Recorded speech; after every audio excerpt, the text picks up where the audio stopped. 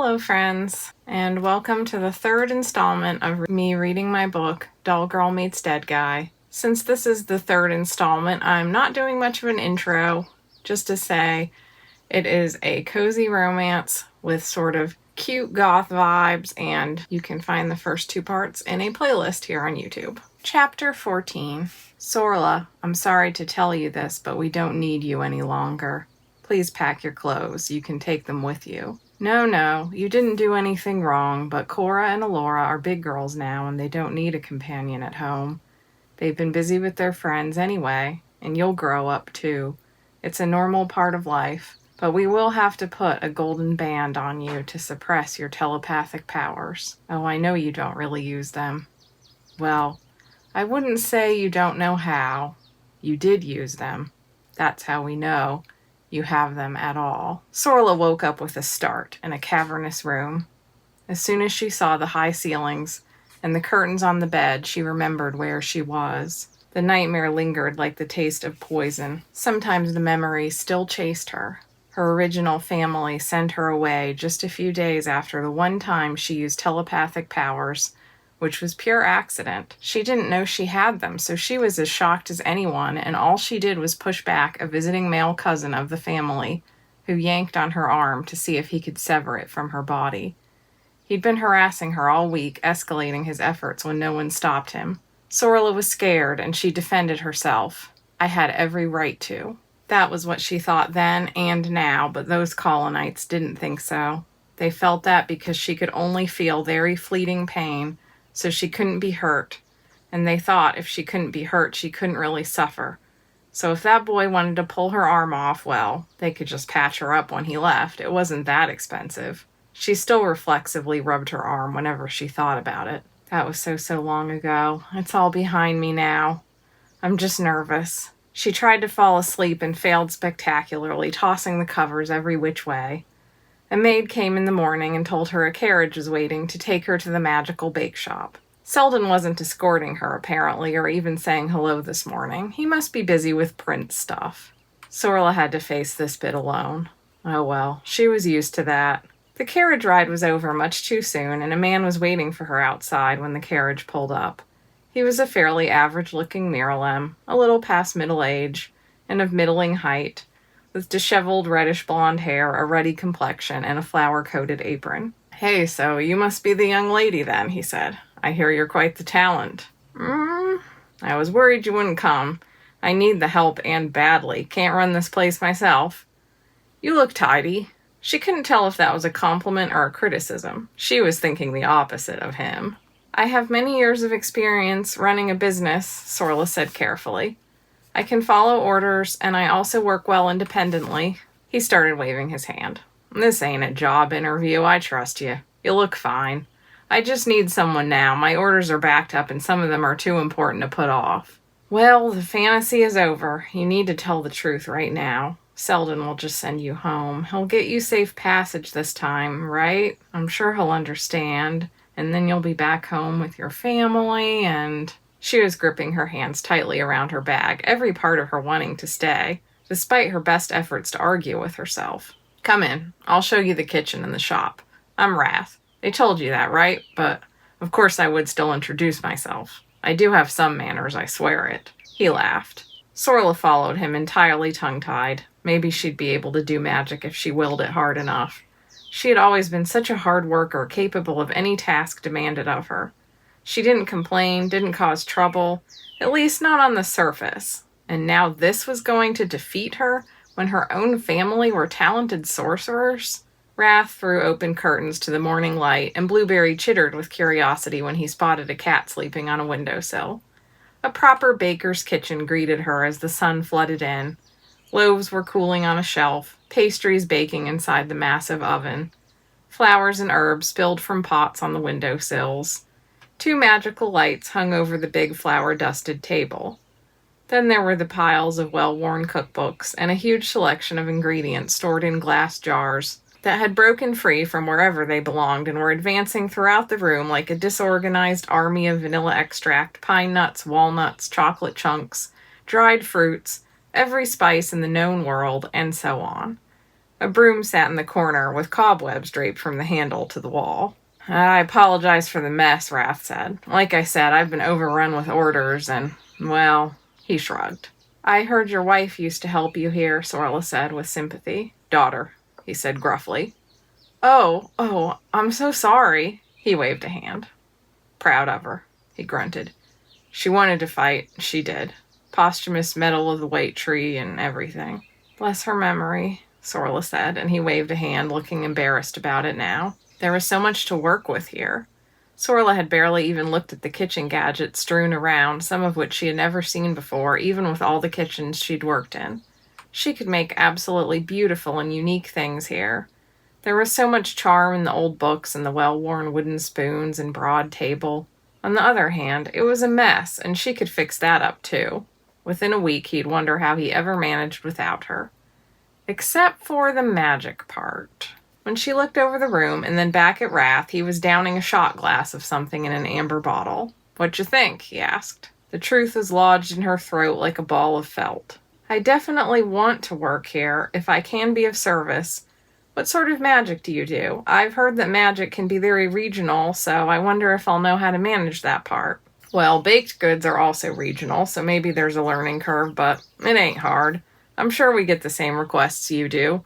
For good magic, mostly. They are served at diplomatic meetings, weddings, and to revive people's spirits. We never do poison or truth serum or any of that potion maker business. For example, I have an order this morning for Lady Misa for any kind of chocolate pastry with an antidepressant. She's just had a baby and has been feeling under the weather, but she wants the effect mild. Too much magic, and she says she gets manic and can't sit still. Okay, so a little magic to ease depression, not too much, and you put it in the pastry as you make it. Well, yes, you wouldn't put it in after, would you? Of course not. Sorla was just trying to fumble along, hoping she could make a pastry that would trick Lady Misa into thinking she wasn't depressed because of its sheer deliciousness. Wrath put a piece of paper with the order scribbled on it in front of her and the recipe beside it. He got out the necessary ingredients from the random places they were kept. How about you make that, and I'll keep working on a second batch of the violet cookies for the courting party. I make a very popular violet cake, Sorla told him, rolling up the sleeves of her blouse and pulling a scarf from her bag to tie around her hair. Although all evidence suggested this would go badly, she didn't want to give up without an attempt. She imagined Grau standing beside her, telling her how to tap into the inherent magic of an object. Usually a crystal was used as a conduit, but Grau didn't need crystal.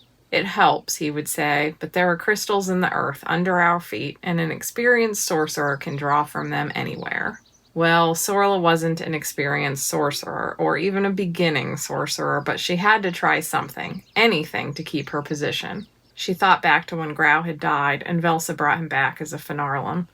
At first he was so happy to be back at her side, but then there were a few months after, when he was clearly struggling, when eating felt strange to him, and his body wasn't that coordinated while he readjusted to it.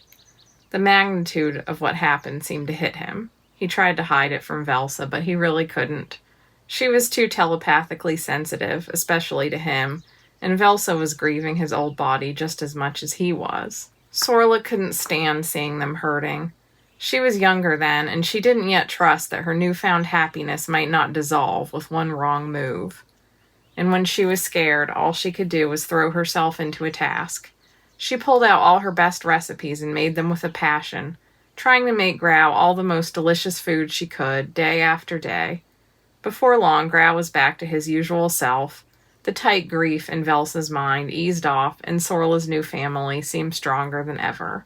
All this made her think of Dor reluctantly.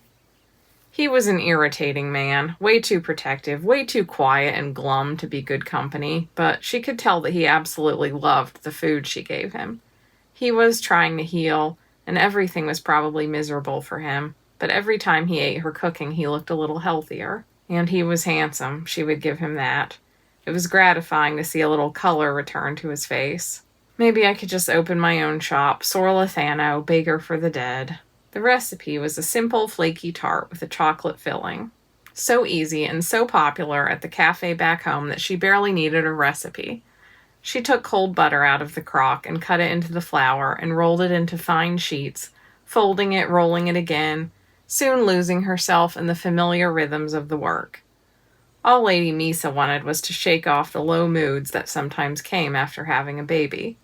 Sorla knew all about that because their customers discussed these things frequently.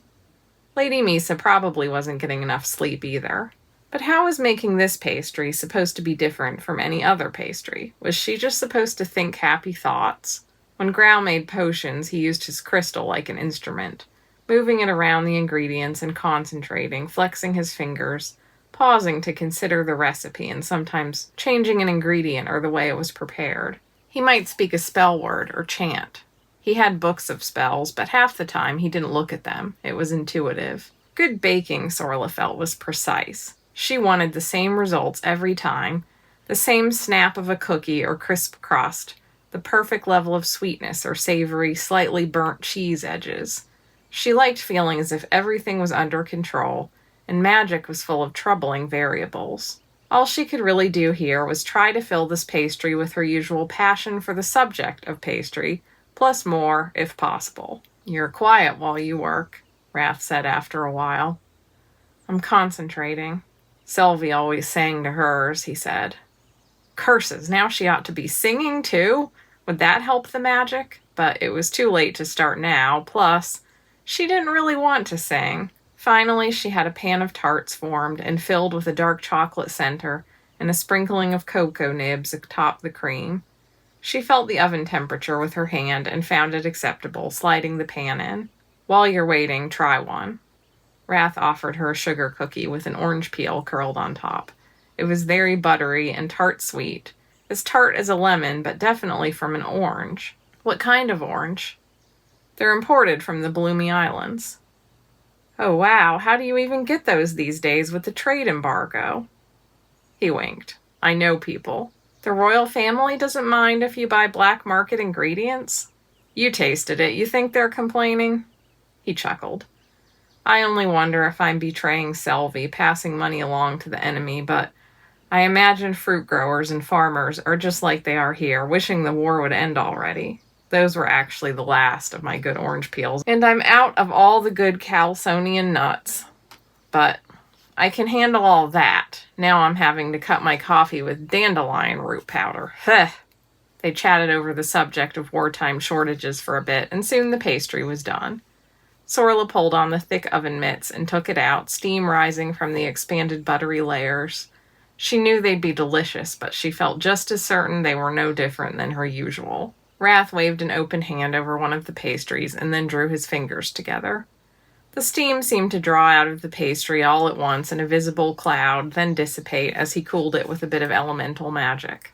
"I'll teach you that trick," he added, picking it up to take a bite.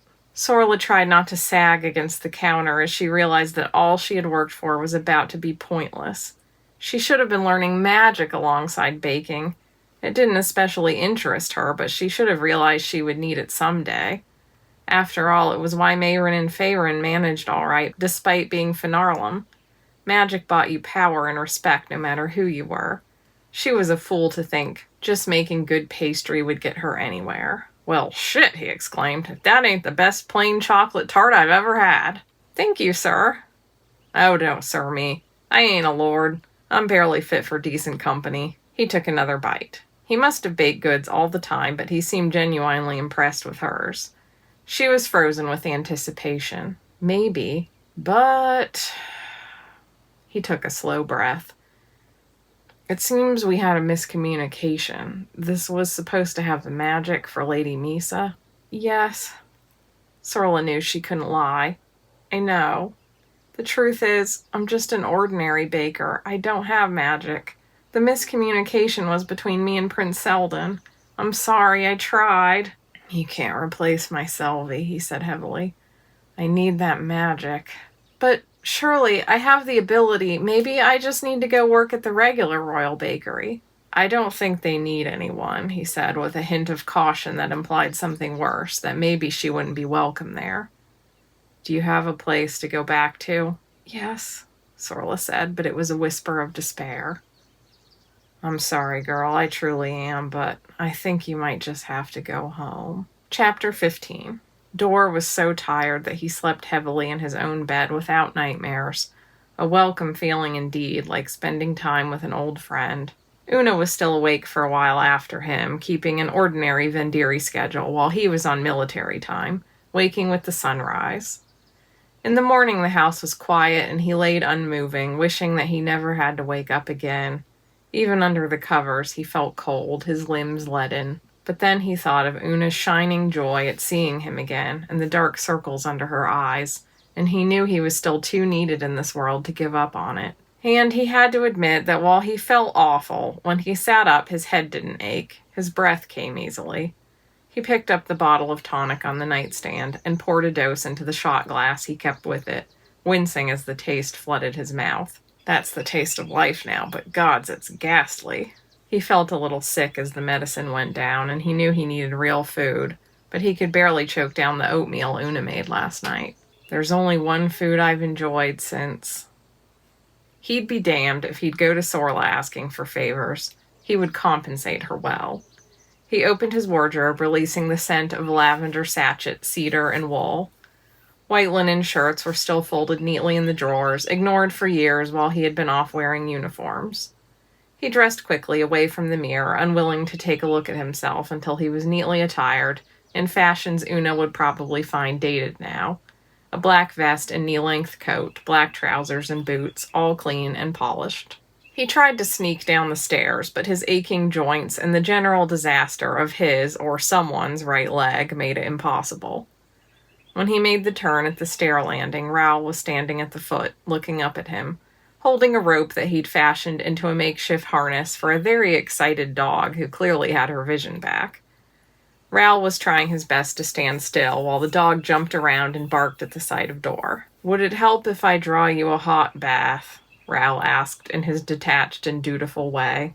"No, I'm actually stepping out. Would you like me to?"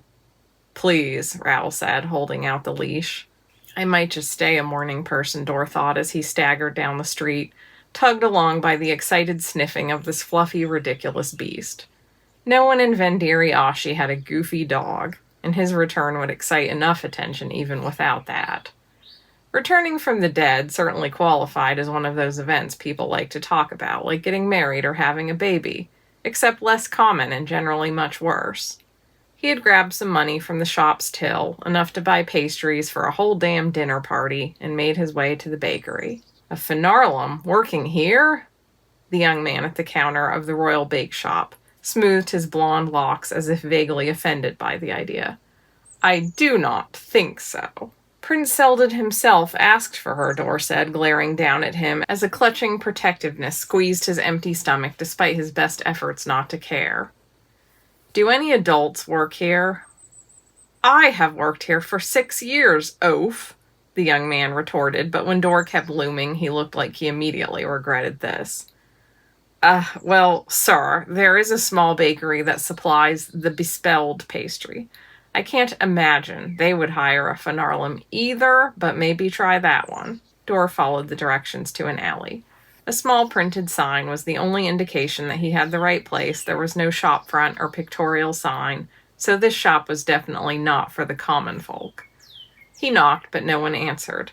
He heard faint voices inside. It was Sorla, and she sounded anxious. He let himself in, hearing her ask if she could work at the royal bakery that he had just departed, and an older man turning her down gently. "Do you have a place to go back to?" the man asked. "Yes," he heard Sorla reply, her voice subdued.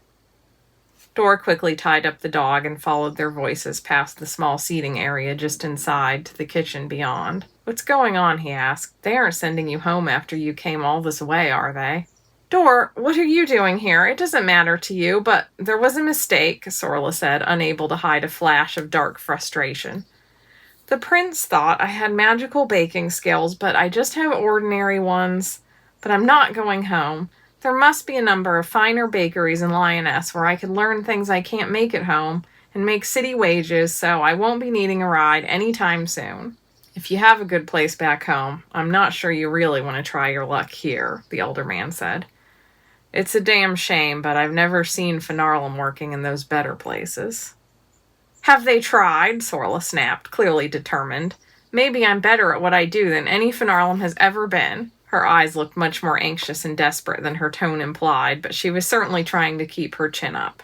Am I to understand, Dor began, that you don't put any magic in your baking? No, Sorla said. I don't have much talent for magic, I'm afraid. I don't believe it. I came here because the baked goods you gave me had to be in some way enchanted.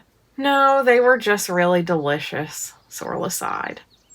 It was more than that. I haven't been able to taste anything since I was revived. I don't have an appetite. But your pastries, I want them, and they don't make me sick, and most importantly, they taste just the way good food always did, or perhaps better. I came down here with a bag of coins to persuade you to part with anything, even a burnt roll. Revived, the old man said. Are you saying that she makes food that even the dead want to eat? Well, the recently dead, Sorla said. I suppose that's my only talent, but what good will that do if I can't make antidepressant pastry and love pastry and all these other things? She handed him a pastry. I just made this. Wrath says it's not magic, but see how you feel. The older man was staring at Dor with piercing pale blue eyes, stroking his chin. Go on. Don't make him nervous, Sorla said. He's having trouble with his digestion. I'm not having any trouble with my digestion. Stop discussing it. Dor ate up half the pastry in 2 bites. Unlike the pastries she brought on the trip, this one was fresh from the oven and yet more delicious. Well, if you are having trouble with your digestion, you ought not to be living on pastries, Wrath said, ignoring Dor's request. I make a nice carrot mash for that. But he was watching carefully as Dor finished it off. And it really was astoundingly delicious. It wasn't just the perfect crispness of the flaky outer layer and the buttery softness of the inner. The simple pastry somehow felt deeply nourishing, more like a stew than a treat. It's good, Dor said. I don't believe there isn't some magic here. Pastry isn't normally like this. The older man lit up like a torch. He grabbed Sorla's arm. My dear, what were you doing when you made this? Were you thinking of this man? No, I was thinking of my father, actually. Answer honestly. Why wouldn't I answer honestly? Come now, he said, just being a typical telepath at this point. They could really be miserable company. I was thinking of my father and Dor, I suppose. We had just spent a couple days together, and he did like my pastry, and anyone would think of that. You were concerned for his recovery? You wanted to make something that would help him. I guess. She was carefully watching her wyvern poking around on a side table of spices. When my father died and came back, I was thinking the same thing. Dor filed that fact away to ask her about later. Last night, my own sister, whom I adore, made me dinner, and I couldn't stomach more than 1 bite. It tasted like nothing. Everything else is revolting, but whatever Sorla does, her baked goods are not just delicious, but I feel much better after eating them. There is something to it. Seldon didn't know this about you, Wrath asked her. I didn't know this about me. I've never even had the chance to find out that apparently my only magic is helping the undead. None of my customers fit the bill back home, besides my father, and he wasn't brought back the same way. If this means I have magic, then I'm sure I could learn more. I do learn quickly if given the chance. No need. Wrath shook his head. I wasn't going to tell you right away because this is of a very secret nature, but right now we have one customer more important than any other. He glanced at Dor. You can come back tomorrow, lad. No one called Dor lad. His brow furrowed. Is your customer General Froscar? Wrath smacked the big work table. How did you know that? Because my apothecary shop has been getting orders from a mysterious customer too, Dor said, for undead tonic. And I just came back from the Battle of Dwiren. At that time, a rumor went around that he was dead. Men claimed to have seen him go down, but the official report was that he was just injured. I didn't really question it because I know Miralem don't come back, but it all makes sense. But no one's seen him since. That was a month ago, so I'm guessing something's not going very well. I'm undead myself, and I can tell you you're not the same afterward. Sorla was looking at him with wide eyes, and he couldn't tell if she was impressed with him for knowing royal secrets or full of trepidation about where this was going. You are undead, Wrath murmured. We Miralem don't believe in coming back. We're not supposed to deal with this. You make it look easy, but it isn't now, is it? I make it look easy. Limping in here with the pallor of Dormanuther himself, Dor thought. No, it's not, he replied. This ain't to leave this room, but I don't know how long he'll last anyway, Wrath said. Shit. Dor wasn't surprised it was Froskar, but it was certainly bad fortune for their side. Everyone knew and admired the hero of Lyonesse. A distant cousin of the royal family, he had been the best friend of the late Prince Seldon, and when the kingdom lost their heir, the pledge of loyalty given to Prince Seldon by the shining and brave general had helped calm the nerves of the people. He had led the soldiers to nearly all their recent victories. General Froskar was the sort of man who would make the difference between victory and defeat. He was beloved and trusted by the people and the royal family alike, with a good head for strategy and the heart to lead. He was also as pure a son of Valamir as one could imagine. Golden hair, fine and smooth as silk, pale green eyes, a fine telepath with a specialty in reading moods, a staunch follower of the goddess Valamir, educated in Avalon by the scholars of the Crescent with their vows of celibacy and devotion to ideals, which meant he was the sort of man who would be even more opposed to returning from the dead than the average sort of Miralem. Desperate times, Dor thought grimly. He could imagine the hushed conversation between some necromancer and other highly ranked officers, the frantic telepathic messages that would fly to the royal palace and back, and the scandalous decision that he was too important not to revive. How bad is it? Dor asked. I ain't seen him. I don't think they want to share details. I see, so. Probably pretty damn bad. You do need me.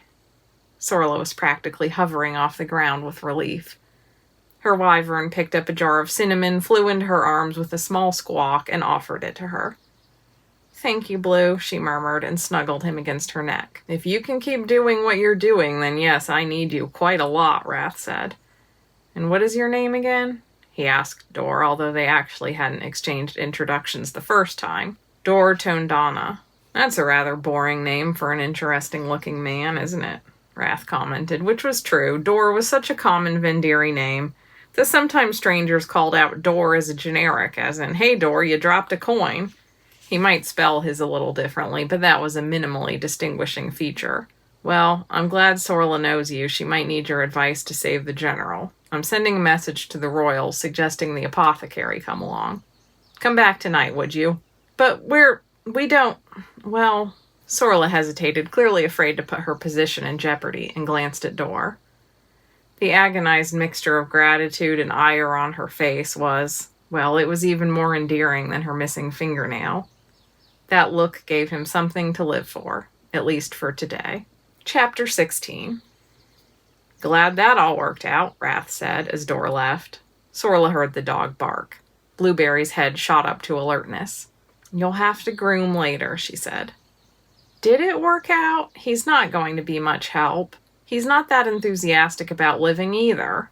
Well, he's walking around looking hungry for pie and the cute girls who make 'em, which is better than Froskar's doing. Do you mean me? Don't suggest anything like that. I rode with him here and we didn't even get along. I may not be a level 10 telepath, but I pick up enough not to believe you, he said. No time to waste now. I'll show you your bedroom and give you a brief tour of the grounds, and then you can finish the pies. You can make one for your fellow and one for the general. I'm serious, Wrath. He's not my fellow. Not at all. You're right, young lady. It's not my business, and I shouldn't have said it. Not professional. Nevertheless, he is doing quite well for a man who just died, and General Froskar isn't, so I think he should come along. Here is your room. This long-dreamed-of job was not quite working out as she expected. She imagined a wave of calm settling through her as she tried to keep all these pesky emotions from getting in the way of a day's work. Wrath was heading up the stairs.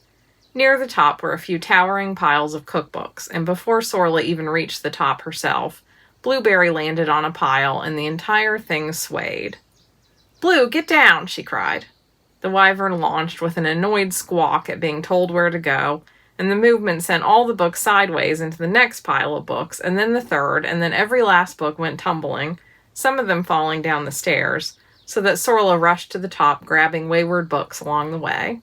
Oh, I'm so sorry, she cried. Books are so expensive. Oh, fates, I'll keep them locked up from now on. Wrath shrugged. Nonsense. I'll clean it up later. I'll clean it up now. "Don't be silly. No harm done," he said, even though pages had fallen out of a few of the tomes. "Here's your room. You don't need much space, I imagine. Not to imply you shouldn't have space, just that there isn't any." Sorla looked in the room and saw a tidy little bed by the window with a thick woven blanket and a freshly plumped pillow. That was very nice. But from there it appeared she would be sharing her room with some lumber, a cabinet with shattered glass doors, several crates of chipped crockery, tarnished candlesticks, and other stuff that made her wonder if Wrath had previously been employed as a traveling junk peddler. "This is fine, although I could probably use a drawer for my clothes." "I thought of that," he said proudly, lifting the edge of the blanket with a foot to show off a single drawer, separated from its original furniture and sitting under her bed.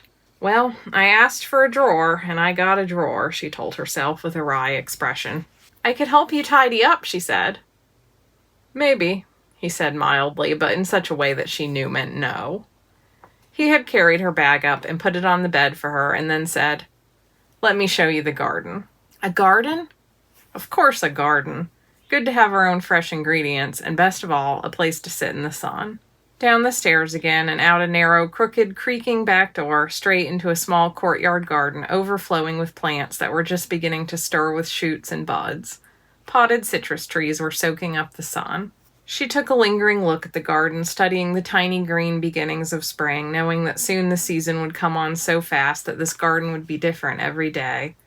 2 wooden chairs, built haphazardly but with fat, sturdy legs, must be the spot where Wrath and his daughter would enjoy summer days. "It's nice, eh?" he said, beaming over it. "Come May, I'll hate to work when I could be reading a book out here. I'm glad you know how to read." Sorla never took time to read. She was always working, but she didn't say that. "Well, I'll get right to those desserts now, but I'm looking forward to May." Right now, all she wanted was to last that long. Why would I only have magic for this one circumstance? I can only imagine I unlocked it because I cared so much about Faerun. I didn't want anything to wreck my family. She had no idea if she would have the same effect on General Froscar. Even out in Dor Tamurna, everyone knew of General Froscar's heroic deeds. Early on in the war, he fended off an attack, and then he led troops south to aid Otare during the battle at the pass. Both were resounding victories. General Froscar adopted new battle strategies when the Colonites brought surprises into the fray. Whether it was the huge long-range guns called artillery or the buzzing flying machines that rivaled dragons for the sky. Sorla knew he'd been injured, but she certainly never guessed he had died. "I have to save him.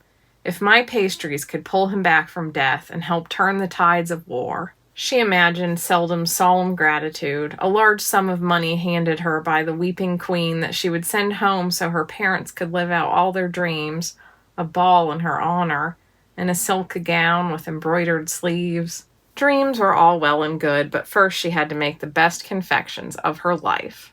Sorla took a look at the ingredients on hand and found that they had an abundance of light, sweet cheese with a delicate paper label detailing how the priestesses had blessed the cow's milk. Sorla tasted it, and blessed or not, it was delicious, feather-light and subtly sweet. She knew desserts made with this light cheese were popular in Lioness, but she hadn't worked with it much, so she pored over some cookbooks and found a light cake with a cheese filling, subtly flavored with cinnamon, pine nuts, cocoa powder, and sweet wine, and glazed with apricot jam. She would have to leave out the cocoa powder. That was all right. I'm not sure it needs it anyway. It's a little odd, but how much can one do in the early spring with limited ingredients? Alongside this more experimental dessert, they had a limited amount of strawberry and rhubarb, and she whipped that into a good ordinary pie, losing herself for hours in the soothing rituals of mixing and rolling dough, chopping nuts and rhubarb stalks, mixing and stirring. Wrath worked beside her, making almond cake and a spiced egg custard, occasionally humming to his food as it took shape. Blueberry made himself at home inside a pot of herbs, curling around them, snuggling under the leaves like a blanket, and behaving himself for the most part, except when a bird hopped onto the windowsill, and he kicked up dirt and made his aggressive little kick. Sorla expected it might take time to feel comfortable in a new bakery, but she felt very welcome and comfortable here already, except that she didn't know where some of the ingredients and supplies were kept. Before long, the pie and cakes were cooling on the sill, and Wrath looked pleased. I'm sending a message to the prince now, he said. I'm sure they will want you and Dor to bring them to General Froskar tonight. No time to waste. I'm going to meet General Froskar? Well, your magic will probably work better if you can touch his mind. Have you seen him? I saw him the day he was brought back, but it will be different now. It's been 3 months, so I don't know what he's become. It's ghastly magic, if you ask me. This raising the dead. Chapter 17. You look better than last night. Una put a hand to Dor's cheek as soon as he walked into the shop, which she had just opened for the day by the time he walked home from the bakery. He had limped 2 miles while the upper-class Miralem gave him wary glances, probably noticing not just his hulking body but his mental state of pain and general grumpiness. That's all anyone says to me anymore, he said. I look better than yesterday, but no one says I look good. You do look good. You look better than good. How's that? Did you get your pastry? Yes, I'll go back tonight. Oh, good. So you spoke to this girl? She waggled her fingers together, leaning over the counter. He decided to wait to tell her about General Froskar. Una, if you make a thing of this, I won't keep you company. Other men come back from the war needing healers, and I just need a particular diet until I fully recover. Your defensiveness really isn't helping your case. You'll be proud of me, though. I have already mixed 3 orders this morning, and I was very careful with them, and I cleared off the counter. On the table behind her was the pile of books she was reading, but at least the customer-facing counter was clean, with just a ledger book, pen and ink, and a few sample bottles for immediate purchase. Would you like me to mix the rest? Dor asked. If you would. She sighed. It's so wonderful to have you back. You say that after I offer to take on all the day's work. He half grinned. I'd be just as happy if you came back without hands. Well, not at all happy for you, but you know what I mean. As Dor tried not to conjure up memories of watching the sword unit slashing off hands, she continued, I missed you. But yes, I could use the help, that's for sure. Is the ledger balanced and the taxes paid? He asked. Well, they aren't due until... Work on that if you would, he said, opening the orders book and settling immediately back into the familiar routine. It took him a minute to remember where things were kept, but mixing the tonics and elixirs was so easy that it was almost mindless. He had to be careful not to add the wrong dose and repeat Una's mistakes, of course, but he had mixed almost every spell in the book 100 times. We only have 6 orders today? Well, she winced. Yes. Have you lost clients? Gods, she whispered, looking so guilty and miserable that he knew she was beating herself up more than he ever could. She should have written their parents and told them she was in over her head, but would he have done the same? No, of course not. It's okay, Oon, he said. I'll get us rolling again. He wanted to feel the bottles and spoons, to crush leaves with his fingertips, but he left his gloves on. He didn't want to look at that strange hand. A few customers came in to buy things off the shelves, mostly the older people who were trying to chase away their ailments the same way they hid their years under shape-shifting and pale powdered cosmetics. Una worked diligently on the books, although she kept looking to her pile of lurid novels longingly. Done, she finally declared, slamming the book shut. You're still making concoctions. Shall I read to you? I think you'll like this one. It's a travel narrative. You did all of February and March up until this point? She deflated slightly. I did all of February. March isn't over. It's over in 3 days and you could catch up on it. I missed your birthday, she said, ignoring that completely. When were you brought back? It must have been almost on your birthday. I guess you're right. It probably was my birthday week, he murmured. Well, at least I don't have to celebrate anything twice. No, it means you have to celebrate twice as hard. I could throw you a... No, he said, no.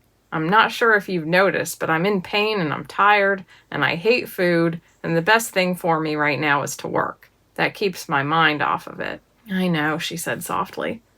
I'm sorry, I keep feeling like I could do something to make it easier. You have. Just being here does make it easier, believe it or not. He looked at her gently. But that's enough for now. The shop door opened, and Una turned to greet the customer before immediately recoiling. Good afternoon, the man said, grinning at her somewhat cluelessly before jumping half out of his boots when he saw Dor. You're alive, Dorothan. Gods, how long have you been back? We're some real slouches at gossip in this neighborhood, aren't we? One of our finer points, Dor said. Yes, I'm alive, more than a little worse for wear, though, I'm afraid. He stood up to greet his old schoolmate, trying not to limp, but of course he didn't really manage it. I'm sorry. It'll heal up once the healers get back, I'm sure. Vari looked concerned. He had always been optimistic to the point of seeming a little stupid, which Una blamed on his family being rich as lords. Una saw Vari as a nemesis. He was not a proper Vendiri, in her opinion, because his family had originally gotten rich selling magic crystal deposits on their land to Miralem, and the family elders seemed to spend more time at Miralem parties and theaters than in their own community. Besides that, they wore lots of color and were generally too loud. But worst of all, Vari worked at the Vendiri bookstore, and so Una could not go there without having to make small talk with him and all his smiling, as she put it. Dor understood that the family could be irritatingly entitled, but he found it hard to hate Vari. He was too oblivious to it all and too good-natured. Vari was wearing a neatly tied purple scarf at his throat and had blue lining on his coat. Dor could already see Una glaring at this display, which might as well have been the spangled costume of a traveling dance troupe as far as her aesthetics were offended. It's not something a healer can fix, but it could be worse, Dor said, trying to sound blasé about it. Vari looked a tad pale. Well, at least you were brave. I'm going off this week. To fight? Dor interrupted. You? Yes. I thought your father set it up for you so you didn't have to fight, Una said, making no attempt to soften her words. He did, but I enlisted anyway. I know things aren't going well, and I have friends who have been badly injured. Doesn't feel right to stay home. I regret not going sooner considering, so wish me luck and all. He swung an arm in a jaunty way, oblivious to Una's disdain, but he definitely looked like the type who would get chewed up on the battlefield. What brings you here? Dor asked. Oh, well, I wondered if you had any potions that would increase my bravery, something I could just take a swig of when I can sell you a flask of whiskey, Dor said. Alcohol doesn't agree with me, Vari said, wincing. It gives me night panics. Do you smoke? Tiralum Nef is good for the nerves. Smoke? Me? It makes you age faster. You sound about as useful on the battlefield as a carcass, Una said. Lay off him, Dor told his sister. The truth is most of us aren't ready for it, even those of us who think we are. Tiralum Nef is also calming in a liquid form without the negative effects, just less potent, but I'll mix it with Fire Star Flower, which is good for vigor and focus. Too much Fire Star Flower and you'll be a berserker out there, but I'll only give you a tiny bit. I can have it ready tomorrow morning. Thank you, I appreciate it deeply. If I make it back, I'll owe you one. Oh no, now I do believe the war is going badly, Una groaned as he left. That boy is in no way equipped to kill anybody else. Dor was sure the war must be going very poorly if they felt they had to break the taboo against bringing a Miralem back from the dead, and Vari would be walking right in on the end of it. You're right on both counts, but if he wants to go, I'll do my best to help him, Dor said. He would try and mix the most powerful courage tonic he could for Vari, taking up the rest of the afternoon, while he realized he was counting down the hours until he could see Sorla again. Chapter 18. Give me your hand and swear to me that you will speak of nothing you see in these chambers.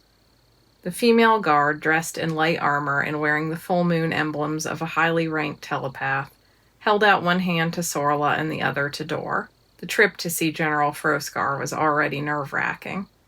They were told to approach the palace at a small side entrance, through a gate that silently unlocked and swung open at their approach.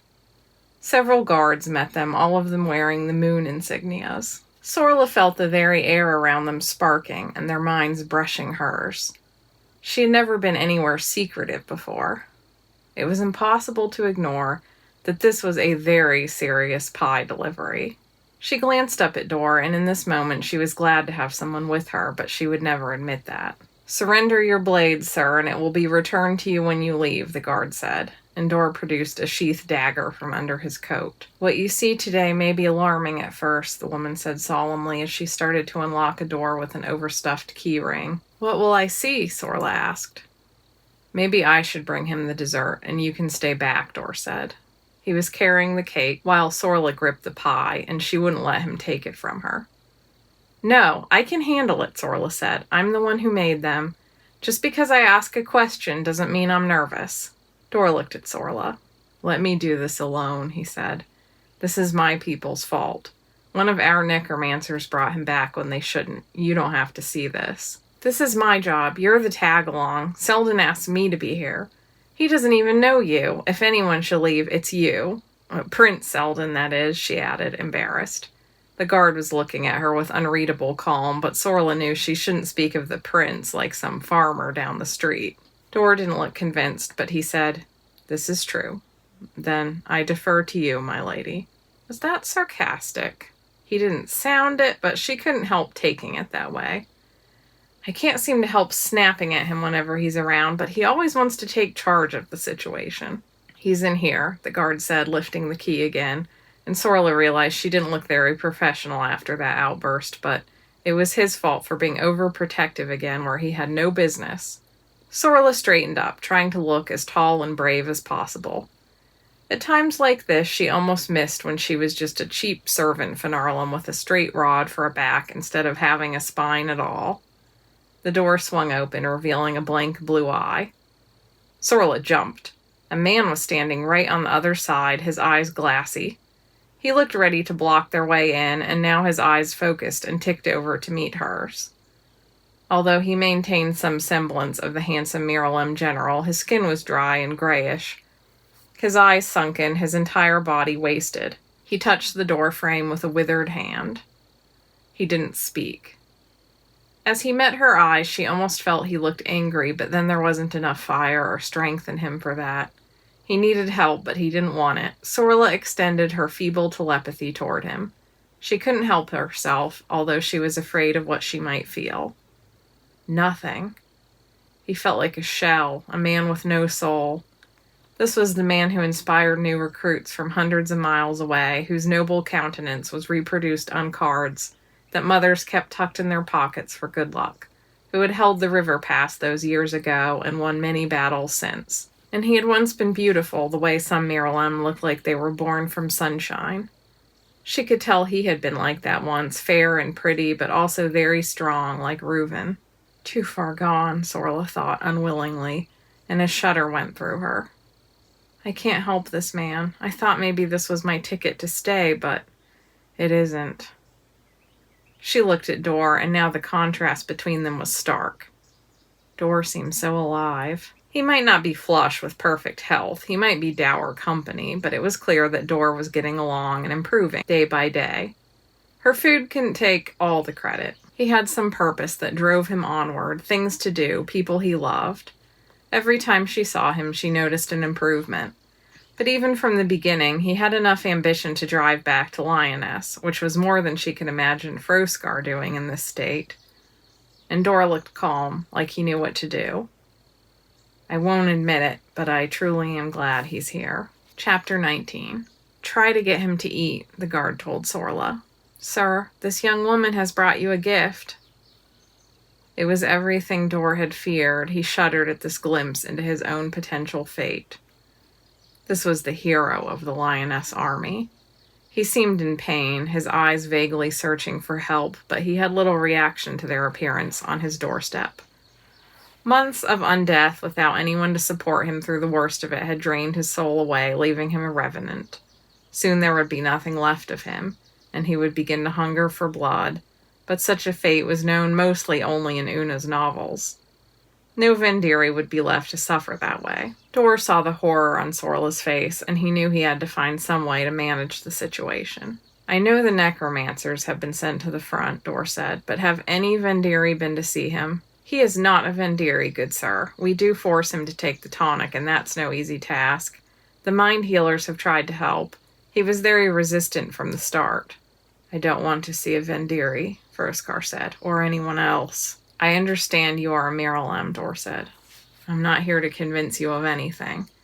Your people have always respected our culture, and I respect yours.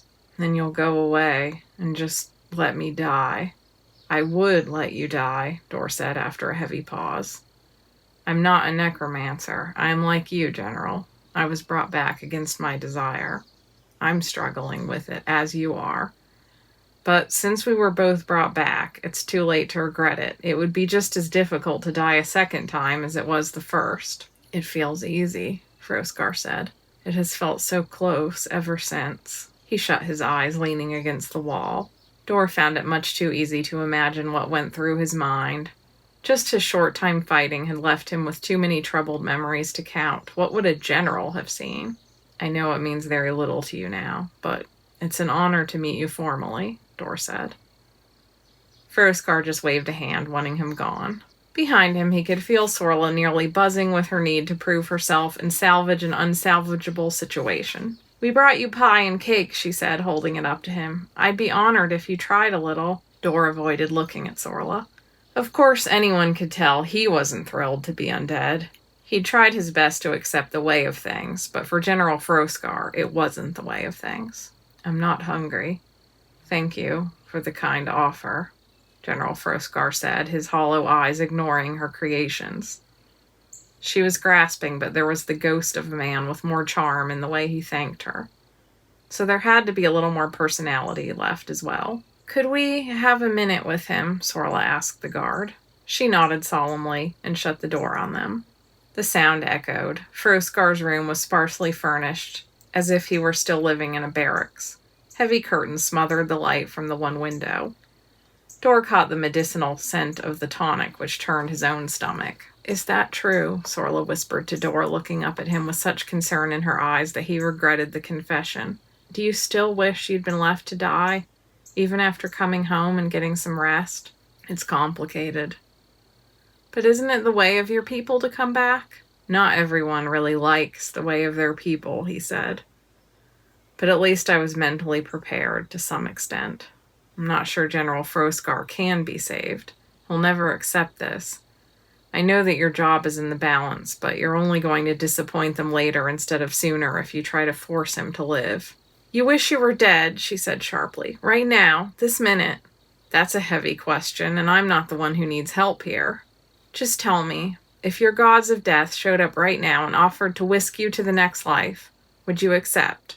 What does this have to do with General Froskar? He asked through his teeth.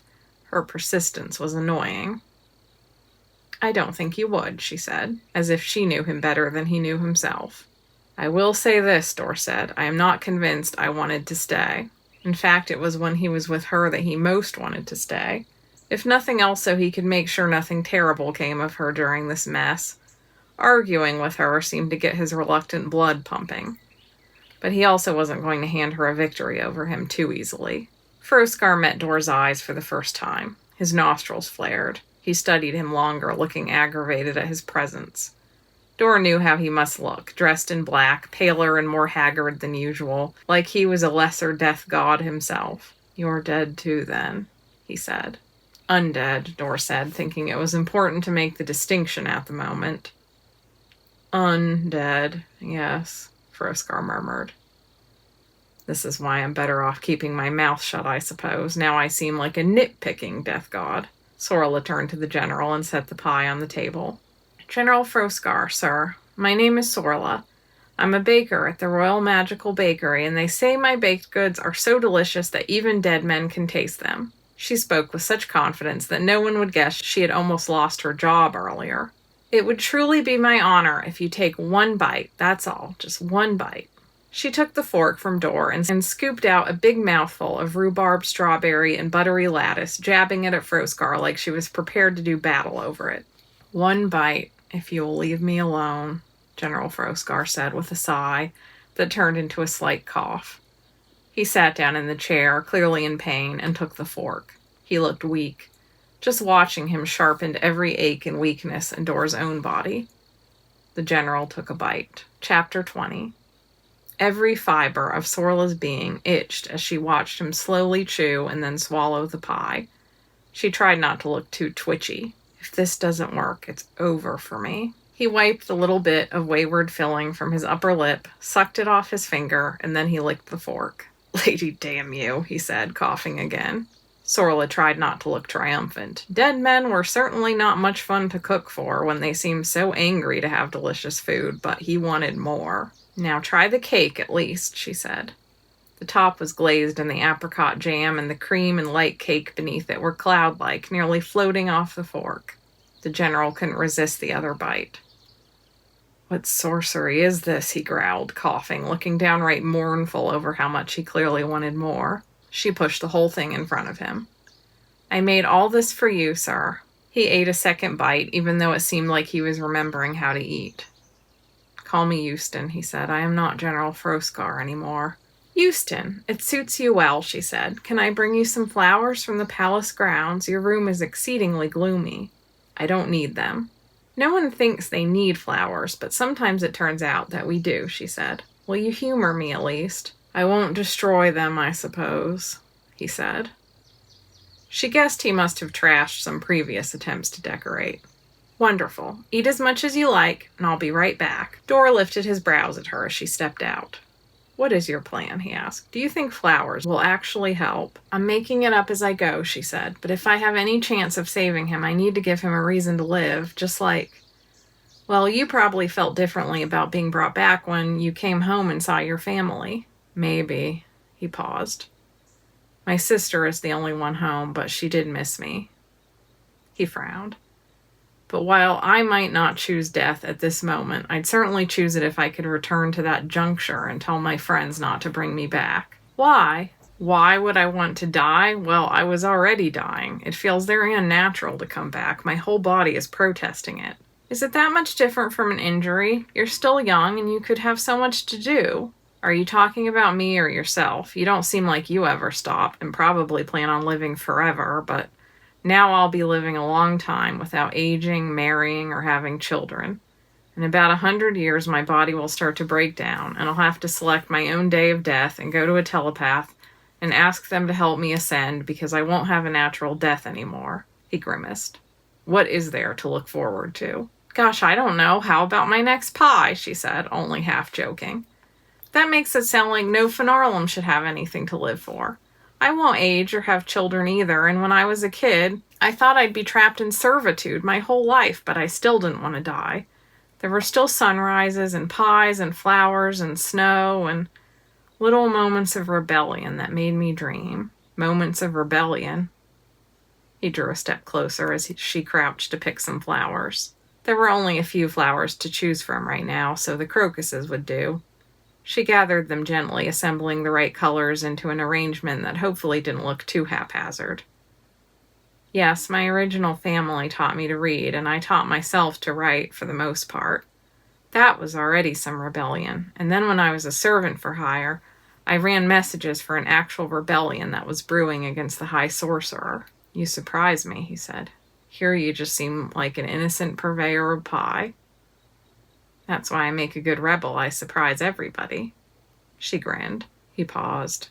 "What you must think of me wanting to give up as soon as I come home damaged. I get the feeling that if you were a soldier, you'd go right back out as soon as you could." "I wasn't trying to make you feel guilty," she said. "No, I can't know that. I don't know what you saw on the battlefield. I don't even know what physical pain is like. Not really, anyway. Not the kind of pain that just hangs around for hours, much less weeks or months. I just feel like it's good to live as much as you can manage it, whether you're a doll somebody made out of stitched up bits of cloth or a man somebody brought back because they felt he had more to do. Maybe you do. Maybe we do. Lioness needs General Froscar." He looked at her solemnly and then at the sky. "I know," he said. "If there's a way to bring him back, we have to try."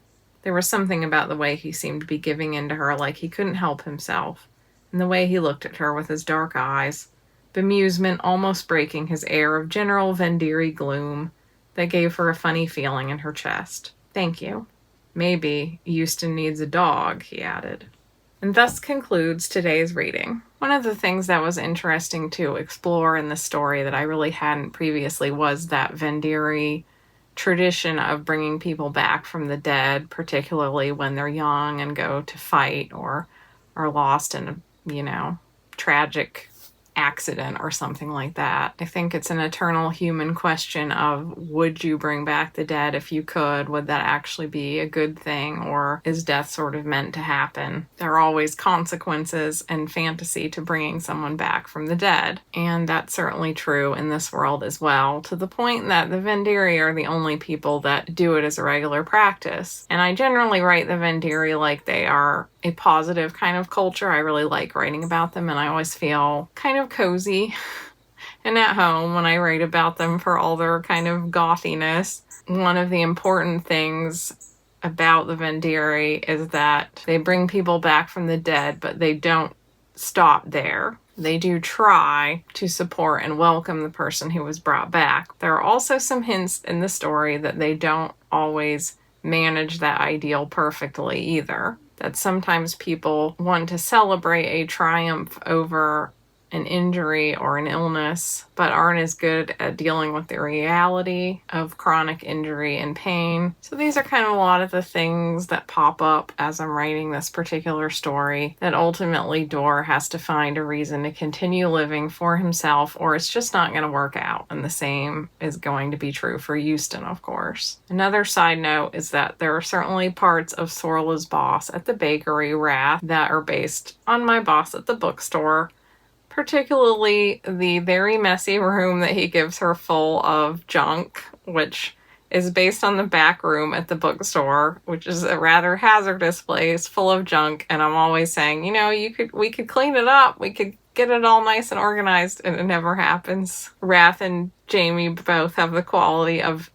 seeming like they are junk peddlers, even while they ostensibly are a baker or a bookseller. Although, to be fair, the bookstore did start out as a junk shop. Much like my boss at the bookstore, Wrath is, let's say, a good egg. He's always kind and supportive of Sorla. I think she's a bit of a daughter figure to him after his daughter was lost in the war. I also noticed while I was reading this that I changed the color of Euston's eyes from green to blue. And for all the many times that I've read this book through, both in edits and even after, I probably read this book like 10 times. This is the first time that I noticed that the color of his eyes change, which really makes me feel silly because I have a document with everyone's physical descriptions precisely to avoid those kind of mistakes. And, this just goes to show that no matter what efforts you take to do a good job with your copy editing, oh my gosh, there's always something. So I hope you enjoyed this installment. I'm not going to go through a whole big usual spiel, because again, this is like part 3. So I think if you're watching this, you know who I am, where to find me, etc. But thank you so much for coming along for the ride with me. Don't forget to give it a like if you're enjoying it. And I'll see you soon with part 4. Bye.